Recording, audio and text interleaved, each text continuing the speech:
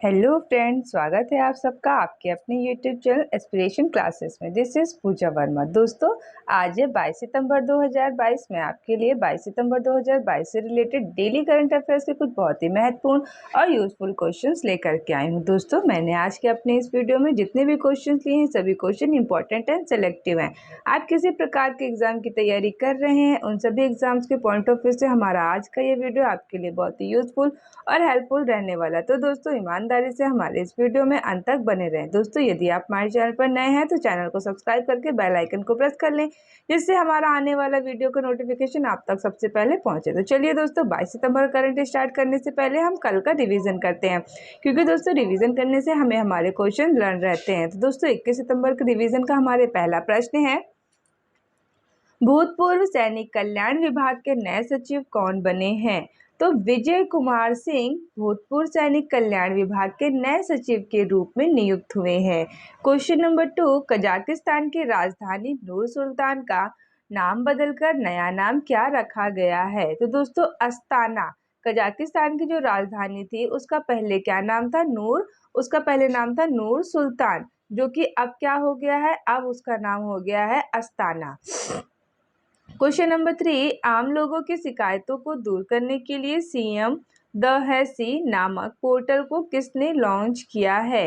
तो दोस्तों, एन बीरेन सिंह ने इस पोर्टल को लॉन्च किया है, जो कि पोर्टल का क्या नाम है? सीएम द हैसी, जो कि क्या है दोस्तों? आम लोगों की शिकायतों को दूर करने के लिए इस पोर्टल को लॉन्च किया गया है। और एन बीरेन सिंह कौन है? ये मणिपुर के मुख्यमंत्री हैं।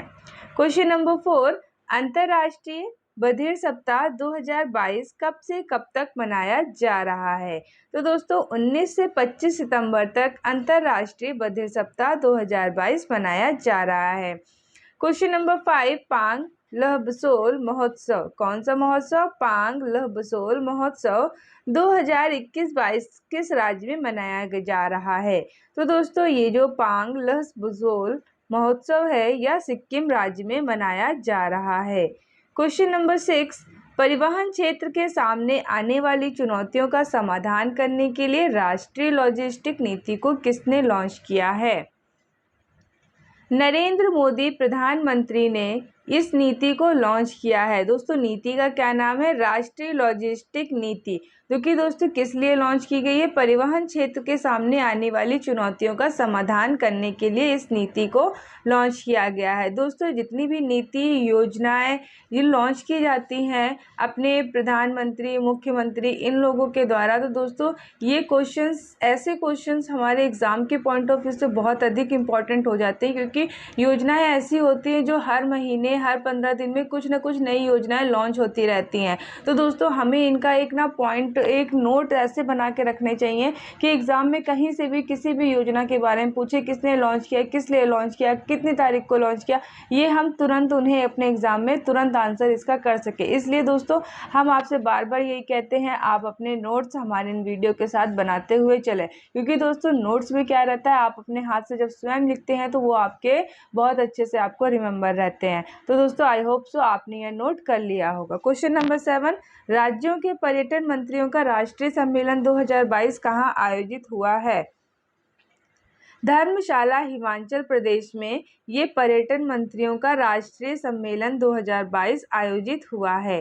क्वेश्चन नंबर 8, समुद्री पर्यटन को बढ़ावा देने के लिए ग्रीन फिन्स हब नामक वैश्विक डिजिटल प्लेटफॉर्म को किसने लॉन्च किया है? तो इसे लॉन्च किया है संयुक्त राष्ट्र पर्यावरण कार्यक्रम UNEP केन्या के द्वारा। क्वेश्चन नंबर 9, चीन को पछाड़कर कौन सा देश श्रीलंका के सबसे बड़े द्विपक्षीय ऋणदाता के रूप में उभरा है? तो अपना भारत देश चीन को पछाड़कर द्विपक्षीय ऋणदाता के रूप में उभरा है। नेक्स्ट क्वेश्चन नंबर 10, नवीनीकरणीय ऊर्जा को बढ़ावा देने के लिए अडानी ग्रीन ने 325 मेगावाट क्षमता की पवन ऊर्जा परियोजना को कहाँ शुरू किया है? तो इसको मध्य प्रदेश के धार में शुरू किया गया है। नवीनीकरणीय ऊर्जा को बढ़ावा देने के लिए क्या है दोस्तों? ये अडानी ग्रीन ने इसको विकसित किया है, 325 मेगावाट क्षमता की पवन ऊर्जा परियोजना को।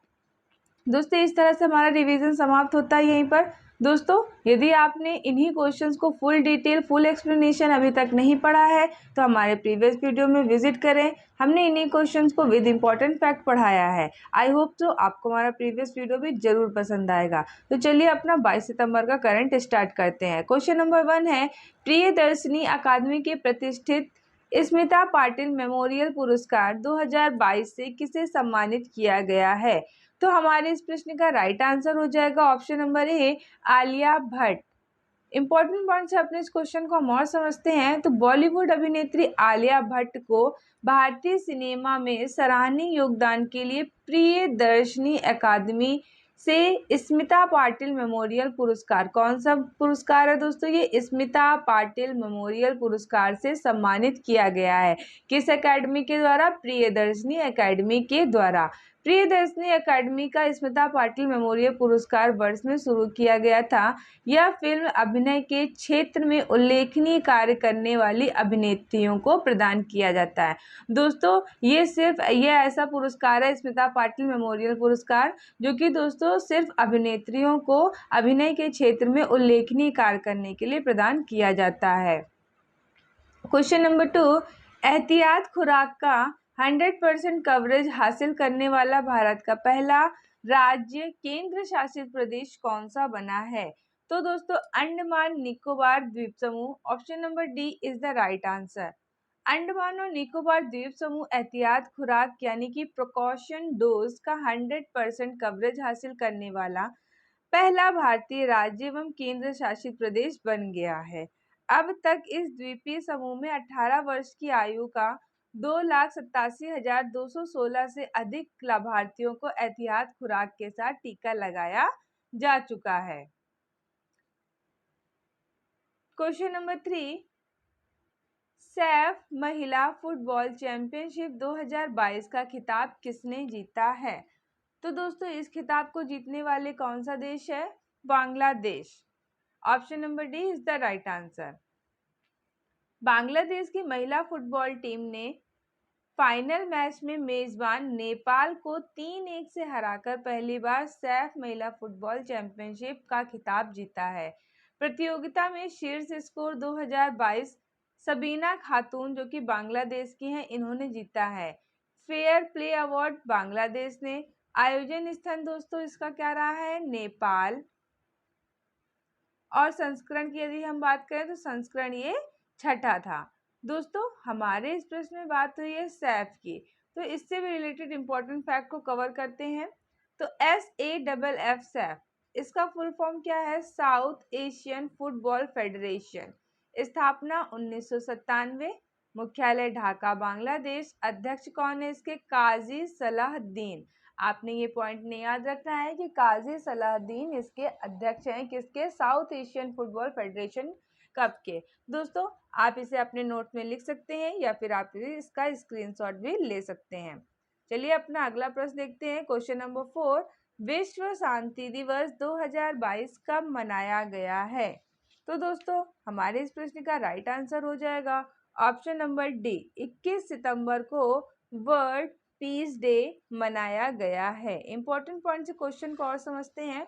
तो हर साल विश्व शांति दिवस 21 सितंबर को दुनिया भर के सभी देशों और उनके नागरिकों के बीच में शांति और सद्भाव बनाए रखने के उद्देश्य से विश्व शांति दिवस मनाया जाता है। दोस्तों, वर्ष 2022 की थीम की बात करें तो क्या थीम रही है? एंड रेसिज्म बिल्ड पीस, यानी कि रेसिज्म को खत्म किया जाए और शांति को बनाए रखा जाए। दोस्तों, आपके एग्जाम के पॉइंट ऑफ व्यू से ये थीम बहुत इंपॉर्टेंट हो जाती है। आप इसे अपने नोट में हाईलाइट करके लिख सकते हैं। और दोस्तों, डायरेक्ट हमसे कभी कभी थीम भी पूछ ली जाती है, तो आपने इस थीम को बिल्कुल भी नहीं भूलना है। अपना अगला प्रश्न देखते हैं। क्वेश्चन नंबर 5, किस देश के शोधकर्ताओं ने दुनिया में पहली बार माया नामक जंगली आर्कटिक भेड़िया को सफलतापूर्वक नकल यानी कि उसका क्लोन बनाया है? तो अमेरिका के शोधकर्ताओं द्वारा। Option number A is the right answer. आप इमेज में ये जो आर्कटिक भेड़िया का नकल यानी कि क्लोन देख सकते हैं। तो चीन के बीजिंग स्थित में जीन फर्म में दुनिया में पहली बार एक जंगली आर्कटिक भेड़िया का सफलतापूर्वक क्लोन बनाया गया है। इसे इसे आर्किटेक्ट वुल्फ को व्हाइट वुल्फ या पोलर वुल्फ के रूप में भी जाना जाता है। यह कनाडा के क्वीन एलिजाबेथ द्वीप समूह के हाई आर्किटेक्ट टुंडा का मूल निवासी है। क्वेश्चन नंबर 6 देखते हैं। क्वेश्चन नंबर 6 में है, एक सेकेंड दोस्तों, क्वेश्चन नंबर 5 है जो हमारा, इस प्रश्न का right answer option number B होगा। ऑप्शन नंबर ए हमसे गलती से हो गया, ऑप्शन नंबर बी इस प्रश्न का दोस्तों राइट आंसर हो जाएगा। हम आपसे इस गलती के लिए माफी मांगते हैं। तो क्वेश्चन नंबर 6 है हमारा, सिनेमा के सबसे प्रतिष्ठित पुरस्कार ऑस्कर अवार्ड 2023 के लिए भारत की ओर से किस फिल्म को नामांकित किया गया है? तो हमारे इस प्रश्न का राइट आंसर होगा ऑप्शन नंबर ए, छेलो सो, जो कि क्या है, एक गुजराती फिल्म है। तो निर्देशक पैन नलिन उसकी गुजराती फिल्म छेलो सो ऑस्कर अवार्ड 2023 भारत की तरफ से विदेशी भाषा की कैटेगरी में बेस्ट फिल्म के लिए ऑफिशियल एंट्री मिली है। ऑस्कर पुरस्कारों में आखिरी बार साल 2001 में आमिर खान की फिल्म लगान ने अंतिम 5 में जगह बनाई थी। अंतिम 5 में जगह बनाने वाली 2 फिल्में अन्य कौन सी हैं? मदर इंडिया 1998 की, सलाम बॉम्बे 1989 की। क्वेश्चन नंबर 7 देखते हैं। महाराष्ट्र सरकार ने दौलताबाद किले का नाम बदलकर नया नाम क्या रखने की घोषणा की है? तो इसका नया नाम अब रखा जाएगा देवगिरी किला। Option number B is the right answer. तो महाराष्ट्र सरकार ने दौलताबाद किले का नाम बदलकर नया नाम देवगिरी किला रखने की घोषणा की है। दौलतपुर किला महाराष्ट्र के औरंगाबाद के पास देवगिरी गांव में स्थित एक ऐतिहासिक के लिए दारगढ़ है। ये पहले यादव राजवंश की क्या थी? राजधानी थी। क्वेश्चन नंबर 8, चमड़ा उद्योग कौशल विकास के लिए इस खेल नामक ऐप को किसने लॉन्च किया है? तो दोस्तों इसे लॉन्च करने वाले हैं धर्मेंद्र प्रधान। दोस्तों धर्मेंद्र प्रधान कौन है? ये केंद्रीय शिक्षा मंत्री हैं। तो दोस्तों इस स्केल का फुल फॉर्म क्या होगा, पहले हम ये देख लेते हैं। Skill certification assessment for leather employees. केंद्रीय शिक्षा और कौशल विकास मंत्री धर्मेंद्र प्रधान ने स्केल को लॉन्च किया, जो एक यात्रा के दौरान चमड़ा उद्योग के कौशल सीखने, मूल्यांकन और रोजगार की जरूरतों के लिए वन स्टॉप समाधान प्रदान करता है। दोस्तों योजना का क्या नाम है? स्केल योजना। स्किल योजना का full form skill certification assessment for leather employees. आपने ये फुल फॉर्म याद रखना है। क्वेश्चन नंबर 9, भारतीय सेना दुनिया के लिए सबसे ऊंचे युद्ध क्षेत्र 19,061 फीट पर सैटेलाइट ब्रॉडबैंड आधारित इंटरनेट की सेवा शुरू की है। तो दोस्तों इसको कहाँ पर शुरू किया गया है? इसको शुरू किया गया है सियाचिन ग्लेशियर में। कहाँ पर? सियाचिन ग्लेशियर में। Option number D is the right answer. तो सियाचिन ग्लेशियर सीमा पार सैटेलाइट ब्रॉडबैंड सेवा भारत ब्रॉडबैंड नेटवर्क लिमिटेड यानी कि BSNL द्वारा प्रदान की गई है। इस सेवा के शुरू होने से आपातकालीन स्थिति में सियाचिन ग्लेशियर पर मौजूद भारतीय जवान मुख्यालय में सूचना दे पाएंगे। क्वेश्चन नंबर 10, कहाँ के केसर को राष्ट्रीय और अंतर्राष्ट्रीय मंचों यानी कि GI टैग प्रदान किया गया है? तो दोस्तों ये कश्मीर के केसर को GI टैग प्रदान किया गया है। इंपॉर्टेंट पॉइंट, तो कश्मीर के केसर को भौगोलिक संकेतक रजिस्ट्री द्वारा राष्ट्रीय और अंतर्राष्ट्रीय मंचों पर भौगोलिक संकेतक GI टैग प्रदान किया गया है। यह दुनिया का एकमात्र ऐसा केसर है जिसकी खेती समुद्र तट से 16,000 से 18,000 मीटर की ऊंचाई पर खेती की जाती है। विश्व में कश्मीरी केसर ही एकमात्र ऐसा केसर है जिसे इतनी ऊंचाई पर उगाया जाता है।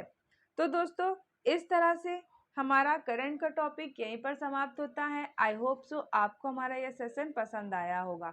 दोस्तों यदि आपको ये सेशन पसंद आ रहा हो तो हमारे वीडियो को लाइक हिट जरूर करें। आपके लिए जो भी क्वेरी हो आप अपने फीडबैक हमें अपना कमेंट बॉक्स में कमेंट कर सकते हैं। हम जरूर उस पर देखेंगे कि आपको क्या चाहिए। तो दोस्तों आज का डेली स्टैटिक जीके का सेट अब यहाँ से हमारा स्टार्ट होता है। तो हमारा पहला प्रश्न है, सोडियम का बाइकार्बोनेट को किस रूप से जाना जाता है? तो दोस्तों सोडियम बाइकार्बोनेट को बेकिंग सोडा के नाम से भी जाना जाता है। क्वेश्चन नंबर 2, उत्तरी ध्रुव में भारत के अनुसंधान केंद्र का नया नाम क्या है? तो दोस्तों हिमाद्री उत्तरी ध्रुव में भारत के अनुसंधान केंद्र का नया नाम है। दोस्तों करंट का टॉपिक तो हमारे एग्जाम के पॉइंट ऑफ व्यू से बहुत ही ज़्यादा इंपॉर्टेंट रोल होता है, क्योंकि दोस्तों हमने ये देखा है करंट का ही एक ऐसा टॉपिक होता है जिसे हमें कंटिन्यू पढ़ना पड़ता है। बाकी तो जो जो अदर सब्जेक्ट होते हैं उनमें तो अपनी कमांड होती है, लेकिन इसके लिए हमें क्या होता है कंटिन्यू पढ़ना होता है। इसलिए दोस्तों हम आपके लिए पिछले 6 महीने से करंट का टॉपिक विद इंपॉर्टेंट फैक्ट लेकर आते रहे हैं विद रिविजन। तो दोस्तों आप हमारे प्रीवियस वीडियो में बने रहेंगे तो आप उन्हें भी देखेंगे तो आपको ये समझ में आएगा कि हाँ आने वाले एग्जाम में हमारे ये वीडियो आपके लिए बहुत ही ज़्यादा हेल्पफुल रहने वाला है। दोस्तों यदि अभी तक प्रीवियस वीडियो नहीं देखे तो आप उन्हें भी जरूर देखें, क्योंकि दोस्तों हमें अपने एग्जाम के लिए पिछले 6 से 8 महीने का करंट हमें तैयार रहना चाहिए, तब हम कहीं जाकर अपना एग्जाम क्लियर कर सकते हैं। तो क्वेश्चन नंबर 3 देखते हैं अपने जीके का। अशोक के आक्रमण के दौरान कलिंग की राजधानी कौन सी थी? तो जब अशोक ने कलिंग पर आक्रमण किया था तो उस समय कलिंग देश की राजधानी तोशाली थी। दोस्तों इस समय एट द राइट टाइम पर अशोक की जो कलिंग की राजधानी क्या है वो आप हमें कमेंट बॉक्स में कमेंट करके बताएंगे। क्वेश्चन नंबर 4, क्लोरोफिल का खनिज घटक क्या है? तो मैग्नीशियम जो है वो क्लोरोफिल का खनिज घटक होता है। क्वेश्चन नंबर 5, भारतीय संविधान का कौन सा अनुच्छेद नए अखिल भारतीय सेवा की स्थापना का प्रावधान करता है? तो अनुच्छेद 312 भारतीय संविधान के नए अखिल भारतीय सेवा स्थापना का प्रावधान करता है। तो दोस्तों इस तरह से आज की वीडियो में हमने जो पढ़ा, कल का रिवीजन 22 सितंबर 2022 से रिलेटेड डेली करंट अफेयर से कुछ बहुत ही महत्वपूर्ण क्वेश्चन और आज का डेली स्टैटिक जीके सेट। तो दोस्तों इस तरह से हमारा वीडियो यहाँ पर समाप्त होता है। आई होप सो आपको ये सभी क्वेश्चन पसंद आए होंगे।